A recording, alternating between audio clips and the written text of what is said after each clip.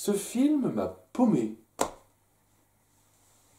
Punaise, c'était inattendu, je vous cache pas, et c'est particulièrement dingue à dire, mais connaître l'œuvre initiale, dont c'est la suite un peu directe dans l'intention, eh ben, ça rend la chose encore plus confuse. Déjà que c'est assez confus à voir comme ça, mais à voir en suivi de la série de 1995, de 85, ben c'est... Wouh, ça fait quelque chose, c'est très bizarre. Hein. Enfin, c'est bizarre surtout sur la fin. Mais ouais, c'est un film qui déjà aura beaucoup de mal à s'apprécier sans avoir un peu suivi la continuité, mais même en ayant suivi la continuité, une fois de plus la série Les 13 fantômes de Scooby-Doo, la continuité, hein, faut pas chercher très loin, mais en plus de ça, même en prenant en compte ce qu'on sait de la série, en faisant un peu gaffe, ça, c'est pas raccord sur tellement de points en fait, et ça part vers une conclusion qui va pas. Ça va pas, tout simplement. Si j'étais fan de la dite série, je serais même un peu outré, j'ai envie de dire. Bon, je suis pas fan de la série en question, donc ça m'embrouille plus qu'autre chose, c'est tout ce que ça fait, mais c'est très bizarre, ce film. Vraiment très bizarre, et ça passe pas des masses, hein. Et ouais, donc... Pour ceux qui n'ont pas suivi, parce que vraiment je vous conjure de regarder la vidéo qui a été faite avant sur la série Les 13 fantômes de Scooby-Doo, c'est un suivi direct, vous comprendrez plus de choses si vous avez un petit peu suivi au moins le résumé global de la série de départ, histoire que vous soyez un peu pris dedans. Je vous invite à la voir cette vidéo, ce sera mieux pour profiter de cette vidéo là. Et ouais, ça va être un suivi de ça, et ça va jouer sur certains éléments de façon très bizarre. Des fois de façon un peu libre. Il y a quelques petites références visuelles qui m'ont plu, pas mal de gadgets qui sont repris, notamment un truc qui m'a fait un peu marrer, l'élixir de Flim Flam ultra cheaté qui fait tout et n'importe quoi. Vous n'avez pas oublié ça, mais au-delà de ça, c'est pas non plus très fidèle. Et je pense que c'est un compromis à se faire qui va un peu trop loin, qu'on veut pousser trop loin. Parce qu'il y a des choses qui s'acceptent dans le suivi qu'on veut faire, comme par exemple le fait qu'on dise qu'il n'y a que 12 fantômes qui ont été capturés et que c'est en hiatus depuis plusieurs semaines, quelques mois. C'est comme ça que ça se dit à l'intro de ce film. Donc ouais, à la fin du 13e épisode, c'était le 12e fantôme et on est en attente depuis le temps. Et ils en ont jamais parlé. Daphné, Sammy et Scooby n'en ont jamais parlé à Fred et Vera. Parce que nique ta mère, je sais pas pourquoi, c'est quoi ce truc de communication de merde. Et ouais, ça je veux un petit peu accepter le fait que ça peut être comme ça, c'est une adaptation libre où on modifie quelques trucs. Parce que déjà, je tiens à dire, ils n'ont pas capturé 12 mais 11. Ou alors la VF a très mal expliqué la chose parce que dans la façon dont c'est mis en scène dans l'épisode 6 de la série de départ, c'est pas un fantôme qui capture, c'est une espèce d'amalgame de tous les fantômes déjà capturés qui s'est libéré et qu'on a recapturé. C'est comme ça que ça a été présenté, c'est comme ça que ça a été montré. Maintenant, on est censé interpréter que c'est un tout nouveau fantôme, ça. Ok, je vous l'accepter. Et le fait que dans l'épisode 13 de votre série, vous dites bien que c'est le dernier fantôme. Et on a besoin de l'aide de Boris pour capturer le dernier démon qui nous manque. Alors, à moins que la VF ait fait de la merde à ce niveau-là et mal traduit un truc qui est quand même assez évident à traduire, hein, le dernier fantôme, quoi. Voilà, dans la série, c'était clair et net que c'était une conclusion. Bâclée, mais une conclusion. Là, on part du principe que non. Il n'y a pas eu de conclusion, il y a 12 fantômes qui ont été capturés, et le 13e est en attente. Ok, d'accord, très bien. Je peux l'accepter, la malédiction du 13e fantôme, je peux l'accepter. Je peux accepter aussi le fait que Scrappy-Doo n'ait jamais fait partie de l'aventure, puisque lorsque vous faites un petit peu votre résumé dans le petit générique d'intro, eh ben, vous le montrez pas, et bien entendu, il participe pas du tout à ce film. On a même une petite blague là-dessus, histoire de dire « vous savez que Scrappy-Doo existait ?» Scrappy-Doo, c'est qui ça? Il semblerait que l'équipe soit au complet. Il nous manque Scrappy. C'est quoi un Scrappy? C'est un peu drôle ça.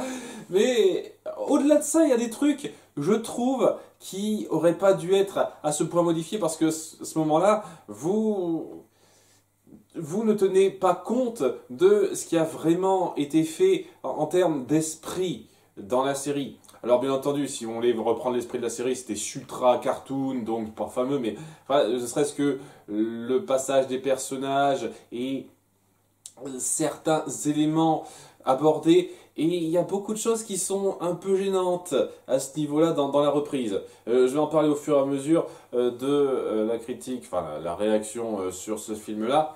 Donc c'est un peu gênant cette partie-là. Mais je suis prêt quand même à accepter certains trucs, certains changements. Je tenais à l'appuyer. En tout cas, ouais, ça commence déjà de façon super zarbe pour moi, avec notre gang qui est en train de s'attaquer, de poursuivre un mec lambda. S'il y a un mec comme ça qui est, selon eux, coupable de quelque chose. Et Fred est un gros boulet qui ne sait pas du tout comment gérer la situation. Ok. Histoire d'amener l'arc principal autour de lui et Daphné que j'ai trouvé un peu forcé sur les bords. Mais ouais, c'est Daphné qui gère mieux certaines choses que lui, alors qu'ils finissent par capturer le vieil homme. Et le vieil homme, en fait, ben, il croit que c'est un masque alors que c'est pas un masque. Je veux dire, c'est un mec normal, ça se voit, qu'est-ce que vous racontez comme connerie? Et ben, il y a le shérif du coin qui dit, faut arrêter les gars. Allez, la chasse aux criminels, aux arnaqueurs, ce genre de choses, c'est à la police, aux professionnels de le faire. Vous ne pouvez pas faire ça. C'est même un peu illégal. Vous êtes presque majeur. Ce qui veut dire que bientôt, si quelqu'un comme le vieux Morgan dépose plainte, vous pourriez faire de la prison. Est-ce que vous êtes en train de dire que la configuration de base de Scooby-Doo n'est pas réaliste? C'est dingue, c'est ça la blague? Mais on fait une intro comme ça, où ils essayent de faire un truc, ils y arrivent pas parce que le mec qu'ils ont capturé, en fait, il les a juste fui parce qu'il a peur des ados. Ah, des ados qui m'approchent, j'ai peur. Il y a ça qui est mis en place juste pour que le shérif du coin leur dise, c'est notre boulot, ça fait des tas de films où on vous a pas vu le faire, ce boulot-là, tout d'un coup vous le faites, ce boulot, et vous ne pouvez pas faire ça. Je veux plus vous voir avec votre van, s'il vous plaît. Et il se voit forcé de mettre la clé sous la porte. La scène d'après, ils sont en train de revendre leurs affaires et leurs vannes, tout ça. Notamment, il y a un type qui passe, qui s'appelle... je vais noter son nom parce qu'il est un petit peu important. Bernie Allen, un mec qui adore acheter des trucs pour pas cher, essayer d'arnaquer un petit peu, quoi. Donc, il en profite pour acheter une tonne de trucs.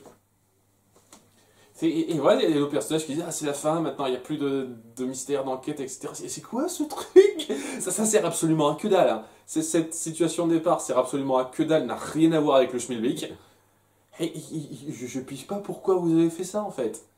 Je veux dire, dans Scooby-Doo, le film live action, le premier film live action, lorsque au début ils se séparent, ça part déjà d'une espèce de routine qu'on a un tout petit peu appuyée et qui finit par donner cette impression de ras-le-bol à une bonne partie de nos personnages. Donc on le comprend, ça se saisit un petit peu, même si ça va vite, hein, je suis tout à fait d'accord pour le dire. Bref, ça se comprend un peu, mais là, qu'est-ce qui justifie ça? Qu'est-ce qui justifie ce truc-là? Que tout d'un coup, bah, il existe des autorités compétentes et qui ne devraient pas faire ce qu'ils font? C'est quoi ce truc?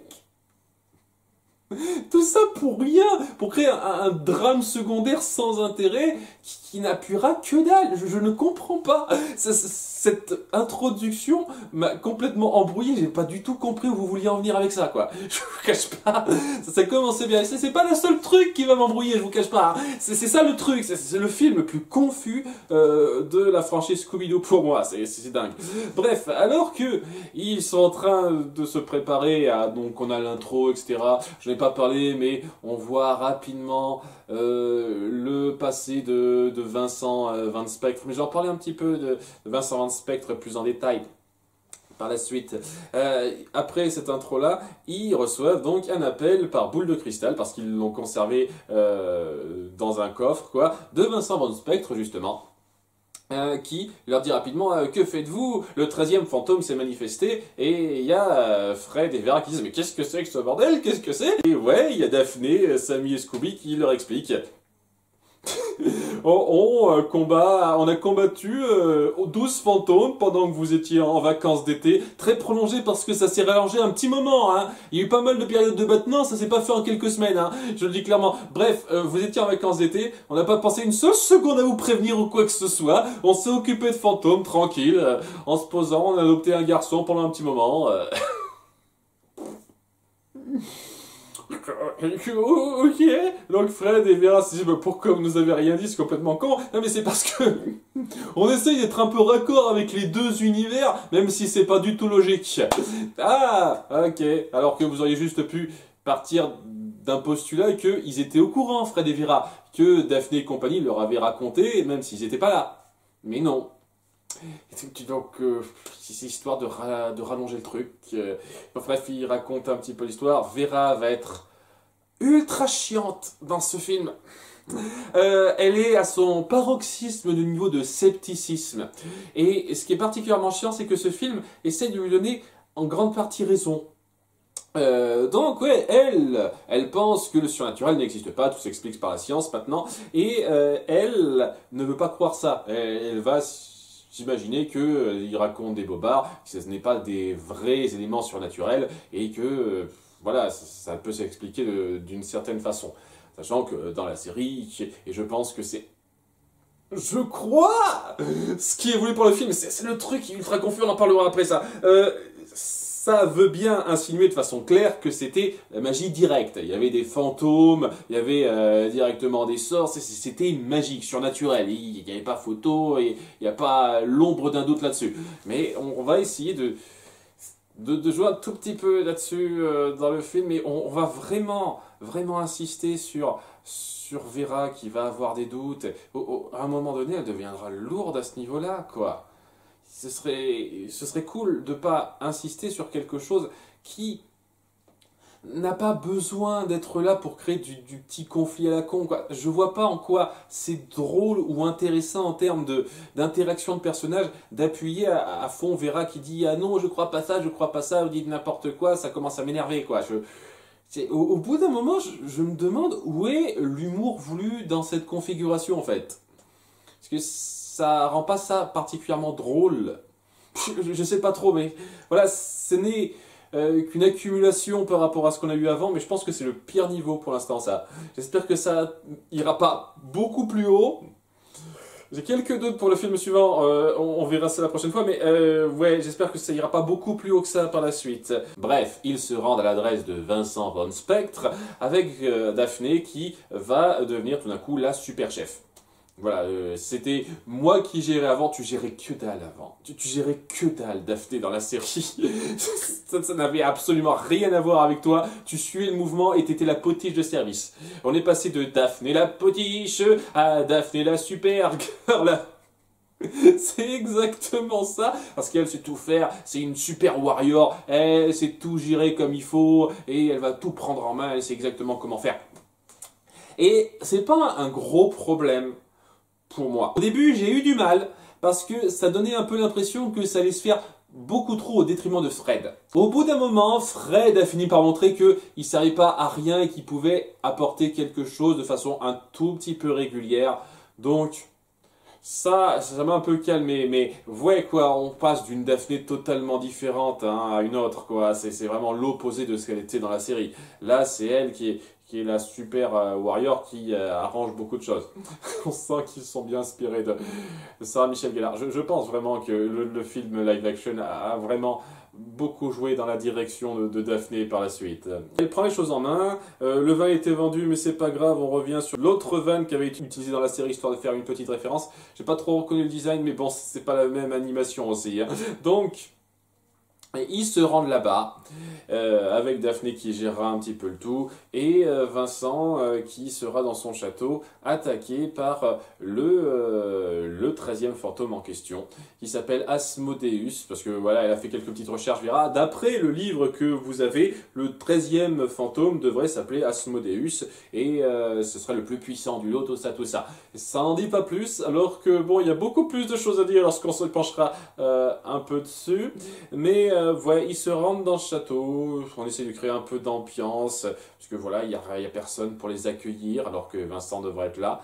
Lui tout seul dans un grand château, il n'y a personne pour gérer les pièces, mais dis donc, je sais pas comment il arrive à faire en sorte d'entretenir tout ça par lui-même. J'imagine qu'il paye une bonne qui passe tous les mois, un truc comme ça, on va dire que c'est ça. C'est un détail à la con, on s'en fout royalement. Et donc, dans le château, ils vont voir qu'il n'y a personne, il y a une petite ambiance sinistre, parce que eh bien, le 13e fantôme est déjà là. Asmodeus est déjà présent. C'est une sorte de Chernabog Light dans le design, je trouve. Et bon, il n'a pas un nom à la con comme dans la série, du moins en VF. C'est déjà bien ça, contrairement aux autres fantômes qu'on a eu avant. Bref, il est là, il a un peu saucissonné Vincent dans un cercueil. Pourquoi?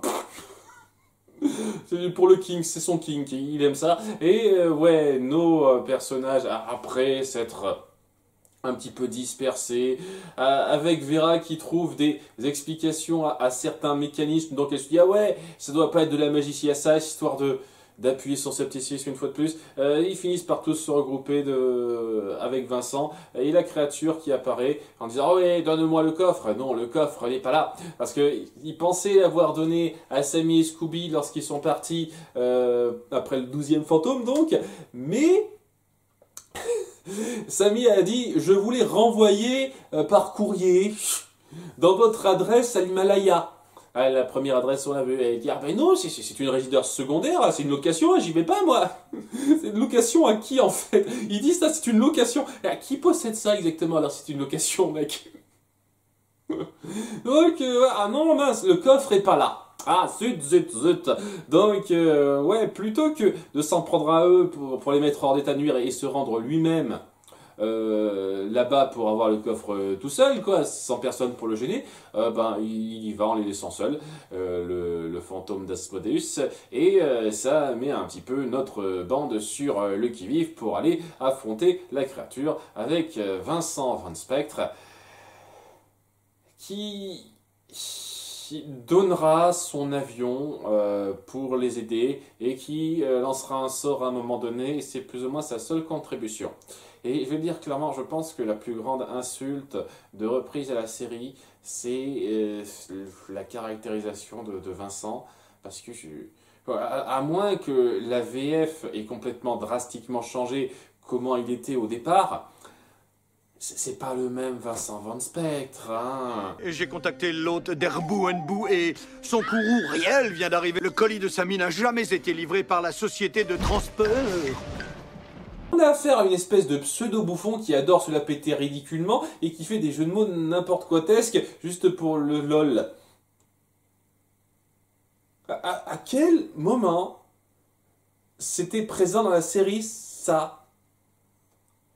Le truc qui rendait un peu attrayant le personnage, déjà c'était le côté très cool puisque c'est censé être un peu une reprise un peu directe de Vincent Price, une fois de plus un acteur de renom de son époque, et donc c'était assez cool ça. Donc malgré le fait qu'il était pris dans des histoires pas fameuses et qui le rendaient des fois un petit peu con à cause de l'écriture, il avait une personnalité qui se dégageait bien du sérieux de la bande, le mec qui s'y connaît un peu, le sage qui essaye de guider les autres, quoi, et qui a les réactions les plus drôles quant aux éléments un petit peu incongrus qui arrivent.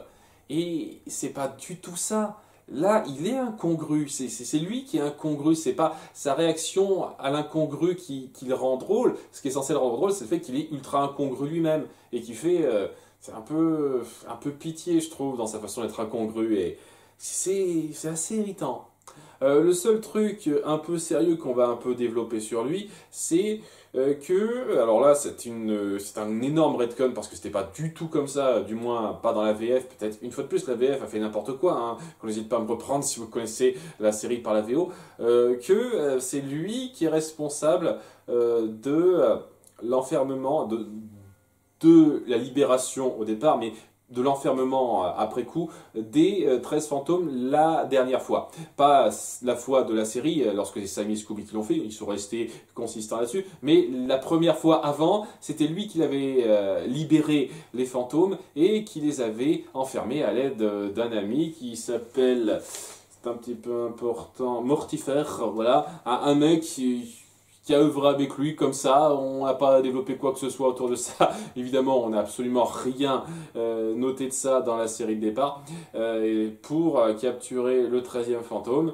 et le gars est mort après coup. Et il y avait, après l'enfermement du 13e fantôme dans le coffre, des espèces d'ombres qui sont apparues, et lui qui a dit à Vincent « Enfuis-toi pour protéger le coffre, tandis que je les retiens !» Il a retenu les ombres, et il a disparu après coup. Ils l'ont tué un petit peu, bon de façon pas trop gore devant Vincent, et puis c'est un petit peu normal quand on se reverra la suite, mais ouais, cette scène est incohérente de ouf avec la suite. Mais on en parlera quand on y sera. Bref, ce truc-là, ça essaye d'appuyer quelque chose d'un peu sérieux dans le fait que, voilà, il se sent responsable du coffre, parce que c'est lui qui l'avait ouvert la première fois, et ça n'a pas été appuyé une seule putain de fois dans la série de départ. Hein. C'est un énorme retcon, ça. Ça n'a plus rien à voir avec quoi que ce soit. Hein.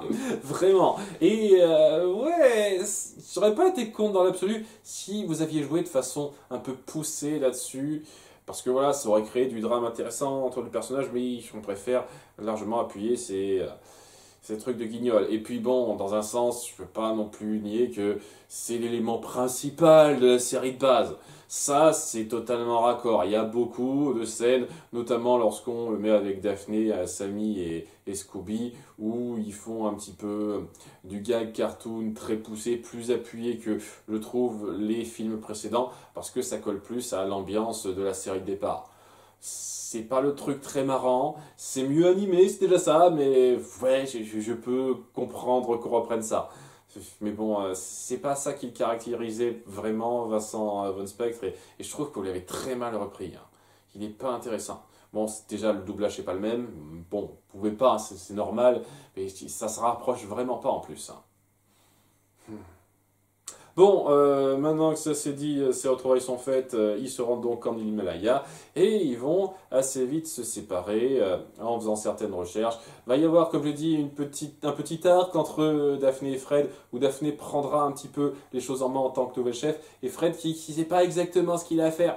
Il aide un petit peu mais il n'est pas sûr de lui, il aimerait trouver un petit rôle dans cette configuration sans en vouloir à Daphné. J'avais un peu peur que ce soit un petit peu ça, quoi. Il en veut à Daphné de lui prendre sa place. Non, il a un peu de mal à voir à quoi il contribue. On en parlera de la résolution à ça un peu plus tard, mais c'est pas trop mal au début. Enfin, au début, c'est un peu chiant parce que on essaye vraiment de le rabaisser un peu trop, mais au bout d'un moment, on aborde ça de façon acceptable qu'ils le mettent pas trop bas, comme je l'ai dit. Bref, ils vont un petit peu se séparer une fois qu'ils seront arrivés en Himalaya, où évidemment il va y avoir le gang de la série qui va œuvrer avec Vincent Von Spectre, et Fred et Vera qui vont faire des recherches un petit peu ailleurs. Ils vont se séparer en deux groupes, évidemment, histoire de coller au thème. En arrivant en Himalaya, d'ailleurs, ils vont tomber sur le fameux acheteur de leur brocante qui s'appelle donc Bernie Allen. Je vais essayer de retenir ce nom, mais je ne le retiendrai pas. Et ils se retrouvent ici comme par hasard. C'est une sacrée coïncidence. Et le truc, c'est que oui, c'est une sacrée coïncidence. Bon, ils le suivent un peu, ils les fuient assez vite, pour une raison débile dont on parlera un peu plus tard. Et peu après, donc, il y a donc le groupe initial, je veux dire le groupe de la série, qui est attaqué par la voiture du fantôme, une espèce de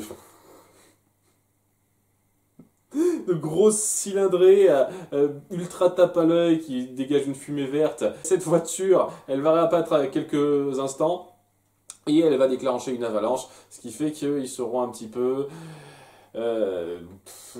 pris là-dedans, dans un truc qui va s'étendre des plombes. Ce film est beaucoup trop long pour ce que c'est pas la première fois que je dis ça, mais voilà, vous faites s'étendre tellement vos courses-poursuites, vos gags visuels, à tel point que déjà ils perdent leur force, parce qu'un gag visuel, la force de ce genre de choses, c'est le rythme et la vitesse. Étant donné que vous en faites des caisses sur beaucoup trop de temps sur ces gags-là, ça passe pas aussi fort que vous le souhaitez, déjà.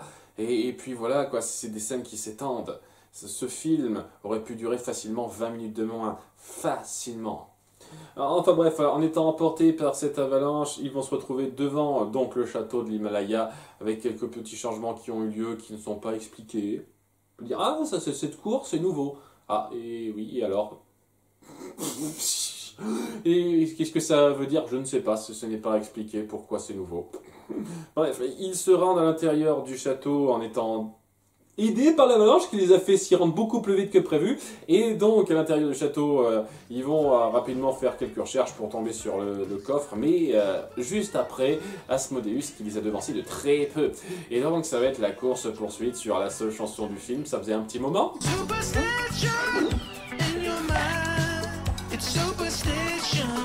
J'ai déjà oublié. Je me souviens que c'était un petit peu de jazzy sur les bords, mais j'ai déjà oublié. Hein. Voilà, une autre chanson qui ne restera pas dans la tête pour moi. Donc avec un autre gag où Sammy et Scooby se déguisent et où le méchant ne devrait pas tomber dans ce piège, mais il tombe dedans parce que cartoon. Ils finissent par mettre la main sur le coffre, mais ils sont quand même toujours poursuivis par le gars qui a quand même des super capacités. Hein. Il peut balancer des flammes, il a l'air plutôt imposant quand même, quand il n'est pas trop ridicule. Et ouais, il y a Sammy et Scooby et Daphné qui disent ça serait bien de lancer un sort, monsieur Van Spectre. Depuis le début, vous n'en avez pas lancé un seul. Et c'est là qu'il dit le problème, c'est que j'ai pas osé vous le dire, mais à cause de l'arrivée d'Asmodeus, il y a un blocage. Je n'arrive plus à faire de magie. Ah. Ah bah c'est pas de veine. Blocage qui n'est pas du tout justifié parce que c'est pas la présence d'Asmodeus qui le bloque. J'imagine que c'est psychosomatique. Il croit qu'il y a quelque chose qui le gêne, c'est quelque chose qui le trouble et donc à cause de ça il peut pas faire sa magie. On va dire que c'est ça. Mais dans cette configuration où vraiment c'est une question de vie ou de mort, même s'il pas vraiment dans l'absolu, quand on verra la suite, il finit par briser une de ses boules de cristal pour pouvoir faire en sorte de transporter les trois autres à l'extérieur du château et leur dire, parce qu'il a une deuxième boule de cristal de rechange, c'est dingue qu'il y pense que maintenant. J'imagine qu'il a été un peu inspiré de la série parce que, je n'en ai pas parlé dans la série, à quelques reprises sa boule de cristal a des ratés, hein, ou elle est un peu brisée ou quoi que ce soit, et c'est un peu problématique parce qu'à cause de ça il n'arrive pas bien à joindre le gang ou à participer à l'aventure, quoi. Donc j'imagine que cette boule de cristal de rechange, il a dû la prévoir parce qu'il avait que ça. On va dire que c'est intelligent. Enfin bon, quoi, il leur dit « Barrez-vous, je vais m'occuper d'Asmodeus, ça aurait dû être depuis le début, seulement entre lui et moi. » Voilà. Parce que, et ça c'est un autre truc qu'on met un petit peu en avant, Asmodeus, c'est en fait, ce fantôme-là, l'esprit de son ancêtre. C'est un nouveau truc que vous sortez de nulle part. Alors, je tiens à appuyer quand même que lorsqu'on a appuyé en flashback que c'était lui qui avait trouvé le coffre et qu'il avait ouvert sans le vouloir, parce qu'il ne se doutait pas qu'il y aurait 13 esprits dedans, et ben, ça n'appuie à aucun moment que c'est parce que c'est son héritage familial ou quoi que ce soit. Ça donne l'impression que c'est une aventure à la Indiana Jones qui l'a conduit ici pour trouver un trésor, quoi. Mais bon... C'est pas grave, Asmodeus, c'est l'esprit de son ancêtre qui était un magicien très connu, ultra puissant, mais qui a viré mal parce que le pouvoir implique la corruption, un truc comme ça, je sais pas trop. Et donc maintenant, il a été transformé en cette espèce de spectre qui a créé les 12 autres fantômes apparemment. C'est pas du tout comme ça que c'était montré dans la série, et une fois de plus je tiens à le préciser, mais bon, ok, si vous voulez, une fois de plus c'est traité à la va-vite, c'est pas particulièrement puissant, ça aurait pu être puissant si vous aviez été jusqu'au bout de l'idée, mais on verra à la fin que c'est pas le cas. Bref, il leur dit, barrez-vous, je vais m'en occuper tout seul. Et Daphné se dit, ouais, il a raison, on ne peut rien faire, on va être obligé de partir.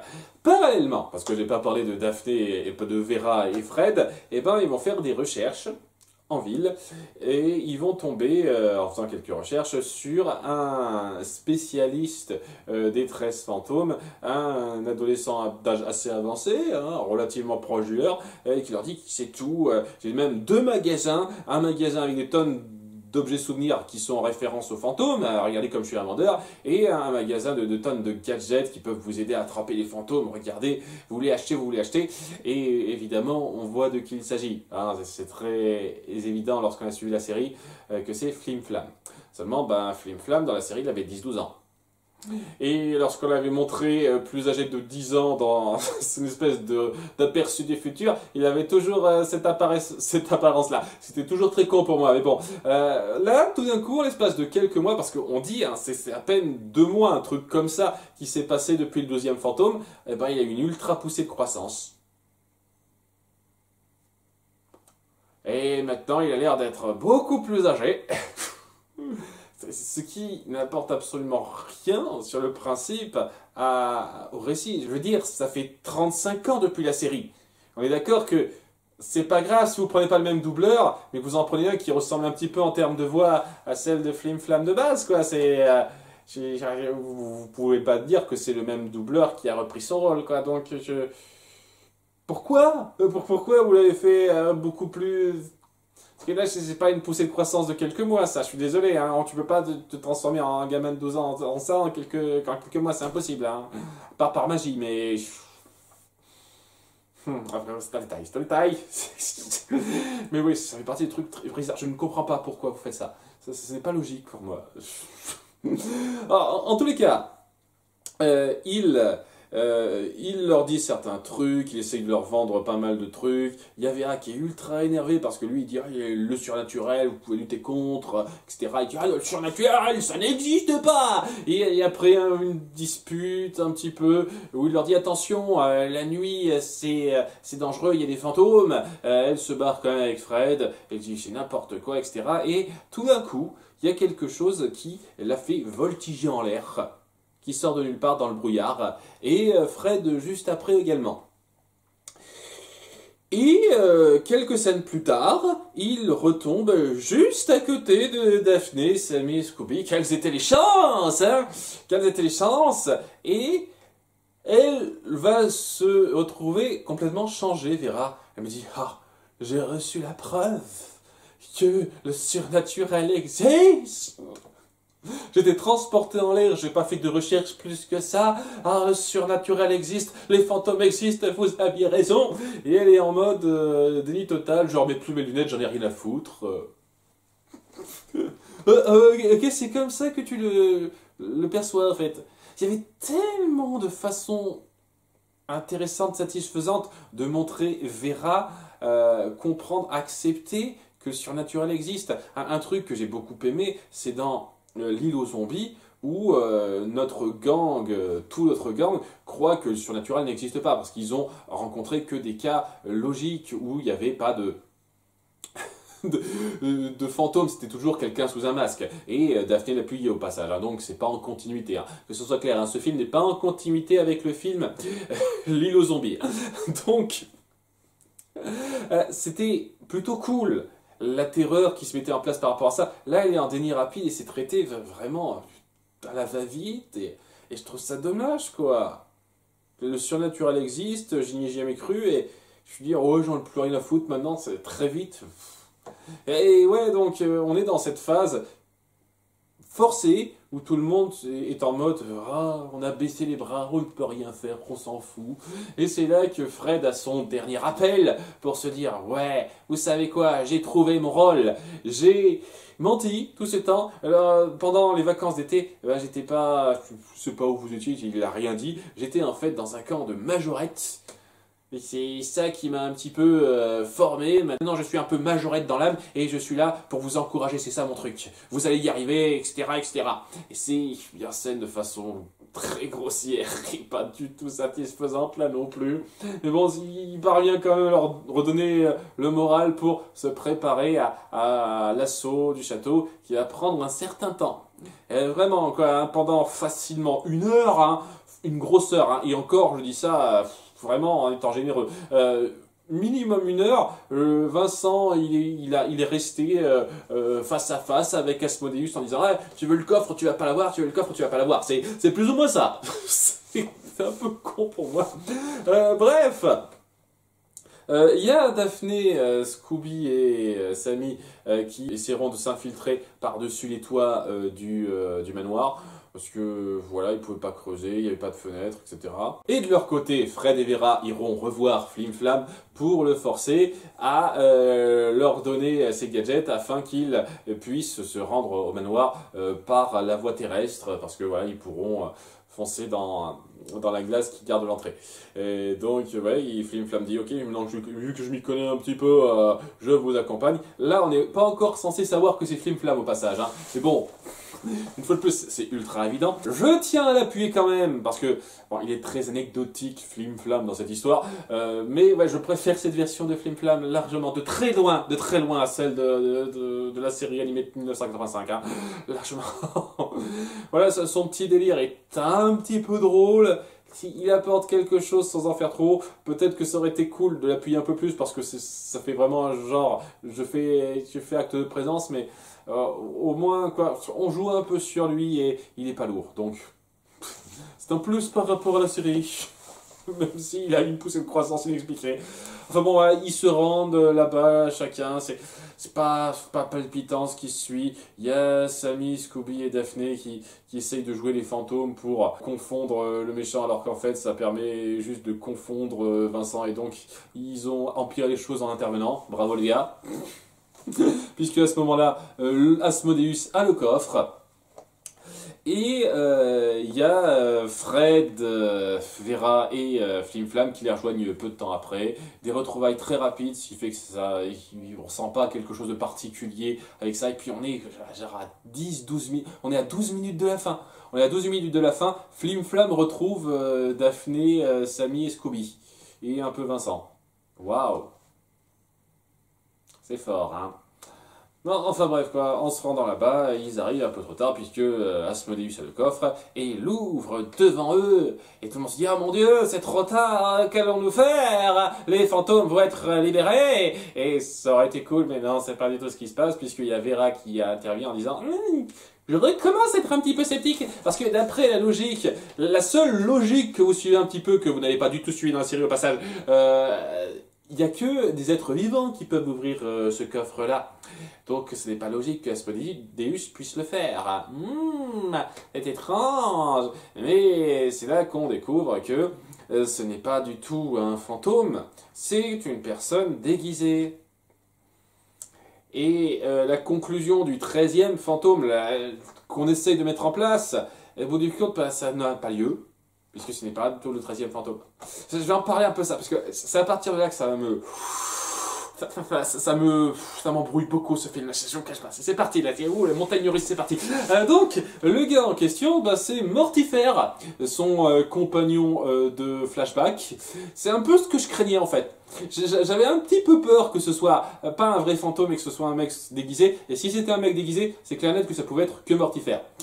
Je savais pas pourquoi exactement il voulait ça, mais lorsque j'ai appris ça, c'est de la merde, hein.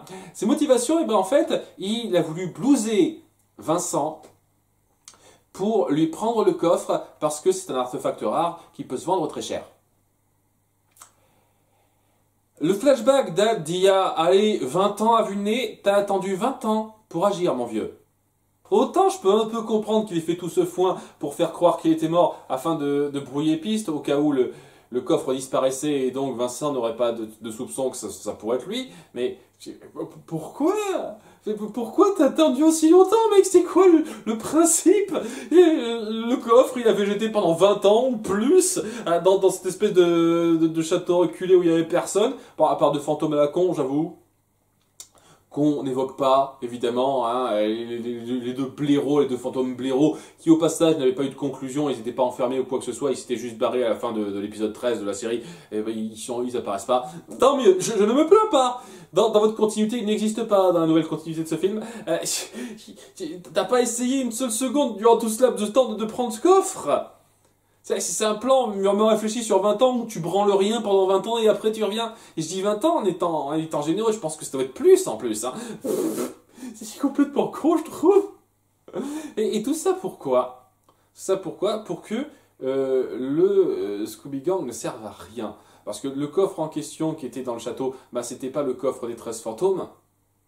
Il n'y avait rien qui en sortait ou quoi que ce soit. C'était un des goodies vendus par Flim Flam, un faux coffre, où il y avait des tonnes de provisions qui étaient périmées de Sammy Scooby qui n'ont pas bouffé. Déjà là, je tiens à dire que c'est la chose la plus difficile à croire. Vous voulez me faire croire que Sammy et Scooby ont laissé de la nourriture ne pas être mangée. Là, c'est le truc, mais vraiment, vous n'êtes pas du tout crédible. Hein. Enfin bref, c'est ça le truc, et donc, depuis le début, il n'y avait absolument aucun risque. Il n'y avait aucun enjeu, en fait, puisque le coffre n'était pas là. Le coffre n'était pas là, il n'était pas du tout. Et de toute façon, même si, enfin, s'il avait été là, ça aurait été un autre problème, mais si le Scooby Gang n'avait pas été là lorsqu'il l'aurait découvert, ça n'aurait rien changé, puisque, et ben, en fin de compte, il a été suivi pendant tout ce temps par Bernie Allen, le gars qu'on a vu rapidement à quelques reprises, parce qu'en fait, c'est pas son vrai nom, c'est une fausse identité. Et en plus de ça, il avait même pas la même apparence, parce que voilà, je suis pro du déguisement à fond, quoi. C'était quelqu'un de la brigade des stupes, ou je sais pas quoi, je sais plus comment on dit, unité. Interpol, excusez-moi, c'est pas exactement pareil, c'était pas de la drogue. Interpol, qui avait un petit peu enquêté sur son cas, parce que c'était un peu illégal ce qu'il faisait. Et ça n'explique pas pourquoi ils étaient dans le grenier du gang juste avant, quoi.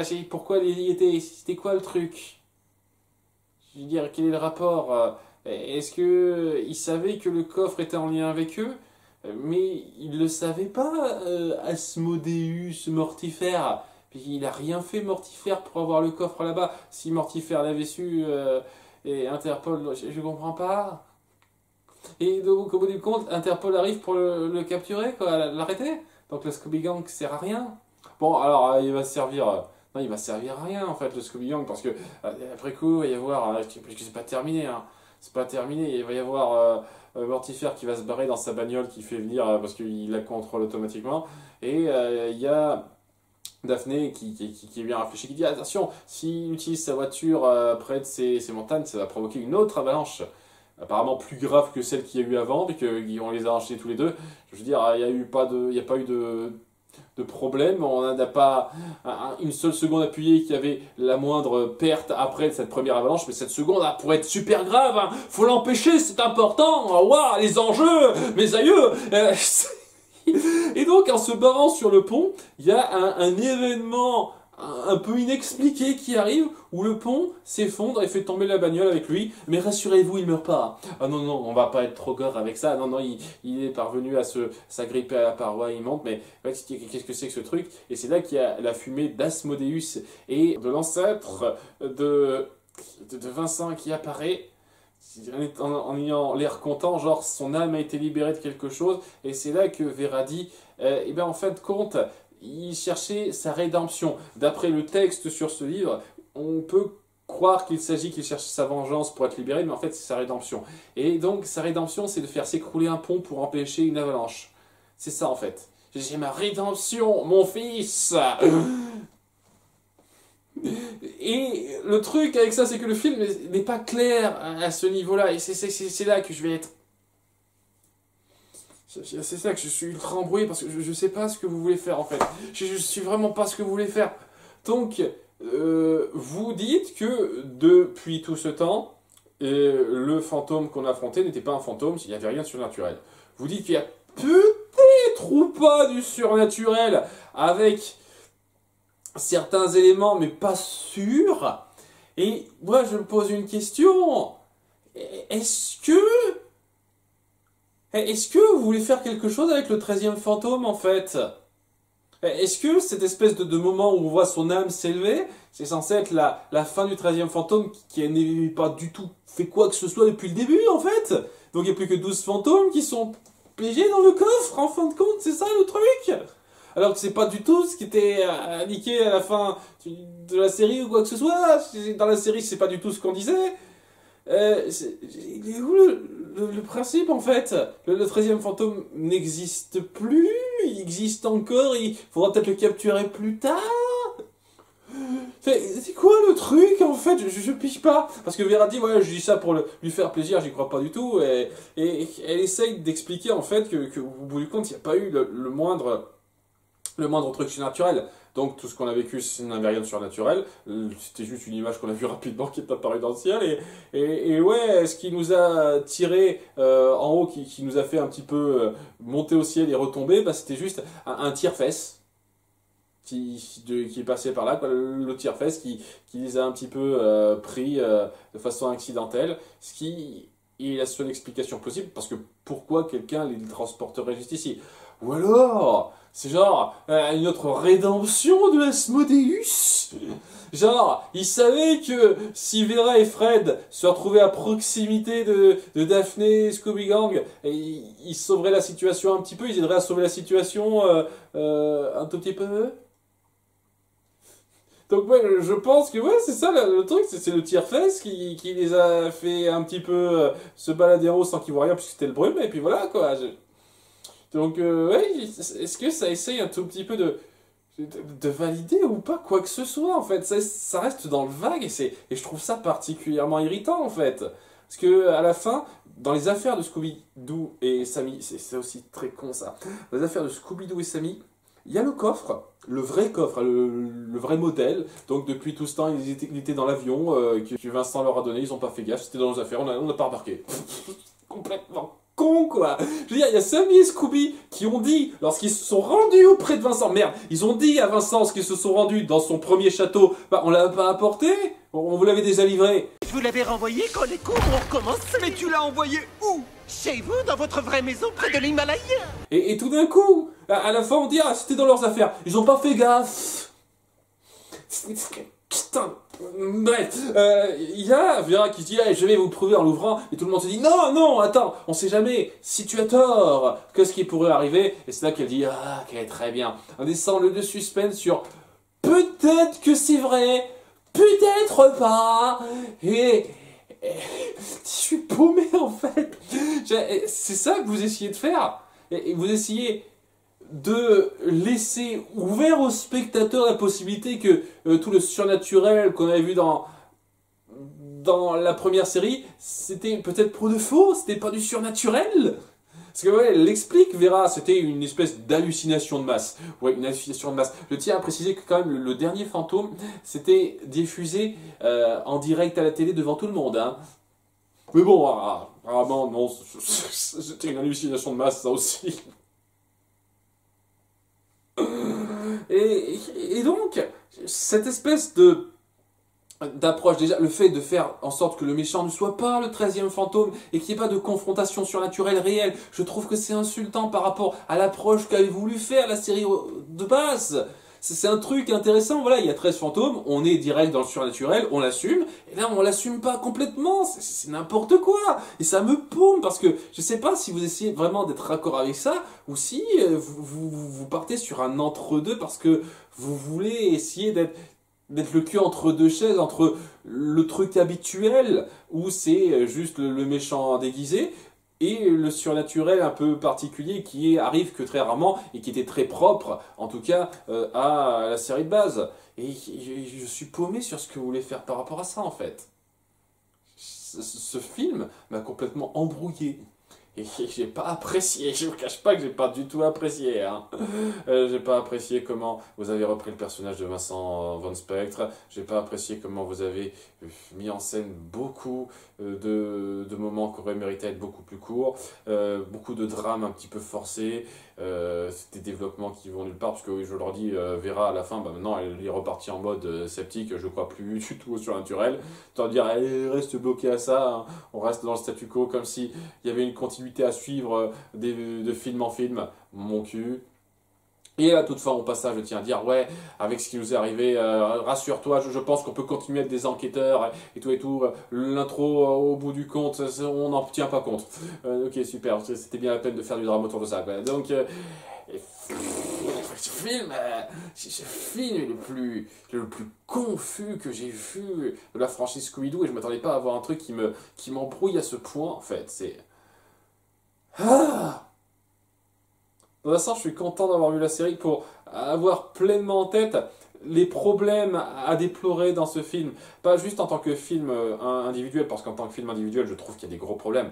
Les problèmes qui m'embrouillent restent présents, que ce soit en tant que film individuel qu'en tant que suivi de la série. Mais en tant que suivi de la série, en plus de ça, tu vois cette façon de rendre hommage un peu trop timide à ce qu'était la série, qui est vraiment plus couplé à cette façon de cracher un petit peu sur l'ambiance qui était voulue, au-delà de l'ambiance cartoon qui est un peu gardée, mais voilà, l'ambiance, l'approche scénaristique voulue, quoi. Et c'est ultra confus, en fait. Je ne sais pas si vous essayez vraiment de rendre hommage à la série de départ, ou si vous voulez vous en dédouaner un petit peu à un certain degré. Puisque, je leur dis, il n'y a pas Scrappy-Doo. Scrappy-Doo, et c'est quoi ça? On ne sait pas ce que c'est. On ne reprend pas les personnages tels qu'ils étaient. Et on n'est pas clair sur si oui ou non c'est pour de vrai ce qui s'est passé. Et waouh! C'était particulier à se faire, ce film-là. Hein. Ça fait longtemps que j'ai pas eu droit à un film aussi particulier à traiter, dans le mauvais sens du terme, dans ces réacs. Donc c'est bien, ça a changé d'habitude. Et j'espère que ça vous aura plu, cette réac, d'autant plus que cette configuration de suivi d'une propriété Scooby-Doo qui semble ne pas très bien rendre hommage à ce qu'a fait l'œuvre de départ, et ben on va pas trop en changer, puisque la prochaine fois, ça va être un cas dont j'ai pas mal entendu parler en mal. Je vous donne rendez-vous pour la prochaine fois. Bye!